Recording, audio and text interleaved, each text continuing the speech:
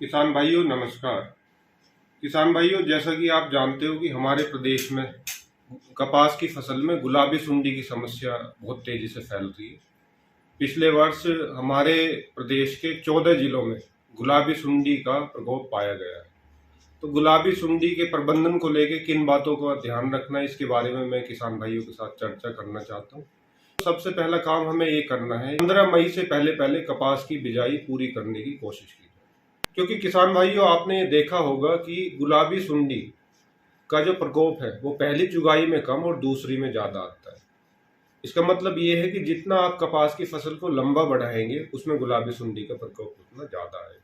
तो कपास की फसल में आखिरी सिंचाई लगानी है वो जब आपके 1/3 टिंडे खिल जाते हैं तब लगाएं। उसके बाद सिंचाई ना लगाएं और ना ही ऐसे कीटनाशकों का प्रयोग करें जो कपास की फसल की अवधि को बढ़ाते हैं।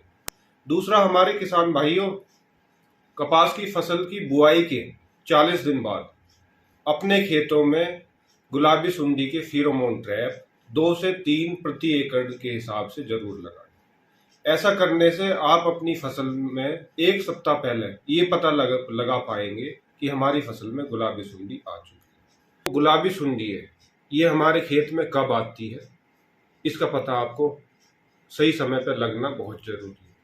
इसके लिए एक तो आप फेरोमोन ट्रैप के माध्यम से पता लगा सकते हैं। दूसरा, अपने खेत में जब बौकी आनी शुरू हो जाती है जो 40 से 50 दिन के बाद आती है, उस समय अगर बौखियों में गुलाबी सुंडी मिलती है तो उस समय आपको छिड़काव करने की आवश्यकता है।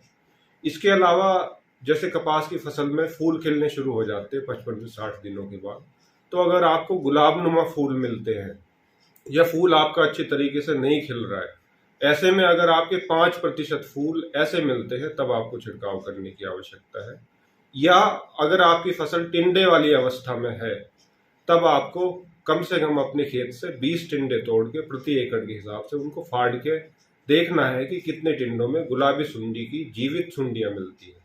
अगर 20 में से एक टिंडे में भी गुलाबी सुंडी की जीवित सुंडी मिलती है तब आपको छिड़काव करने की आवश्यकता है, क्योंकि गुलाबी सुंडी एक ऐसा कीट है जिसका पता आप बिना टिंडों के फाड़े नहीं लगा सकते। बाहर से देखने पे टिंडे बिल्कुल स्वस्थ दिखाई देते हैं, जब तक उनको आप फाड़ कर नहीं देखोगे तब तक आप नहीं बता सकते कि हमारे खेत में गुलाबी सुंडी का प्रकोप है या नहीं। जब हमारी कपास की चुगाई हो जाती है, फसल कट जाती है, उसके बाद ये गुलाबी सुंडी का जो लार्वा है ये कपास का जो बिनोला है उसके अंदर रहता है।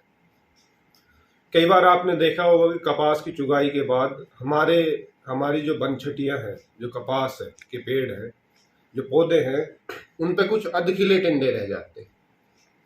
उन अधखिले टिंडों में बिनोला भी रहता है और उन्हीं के अंदर कपास की जो गुलाबी सुंडी है उसकी सुंडियां छिपी रहती है।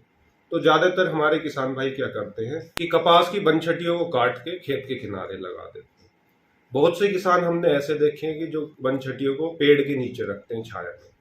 तो मेरा किसान भाइयों से यही अनुरोध है कि अगर आपने पेड़ की छाया में कपास की बनछटियां रखी हैं या खेत के आसपास रखी हैं, तो इस समय कपास की बनछटियों से पत्ते और टिंडे झाड़ के उनको नष्ट कर दें। दूसरा जो इसका माध्यम है वो जो हमारी कपास की जिनिंग मिल है, जो फैक्ट्रीज है जहाँ बिनोला रहता है या रुई या बिनोला रहता है, वहां से इसके फैलने के चांसेस रहते हैं।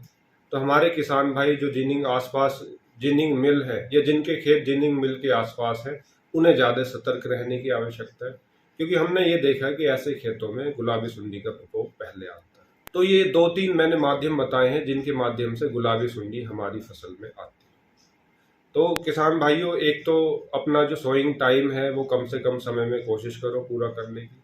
दूसरा, जो आपका हाइब्रिड का सिलेक्शन है, जो चयन है, वो ऐसे हाइब्रिड का चयन करो जो कम से कम अवधि में तैयार होता हो। तीसरा, आप फेरोमोन ट्रैप 40 दिन के बाद अपनी फसल में जरूर लगाएं। ऐसा लगाने से गुलाबी सुंडी का पता आपको लग जाएगा। धन्यवाद।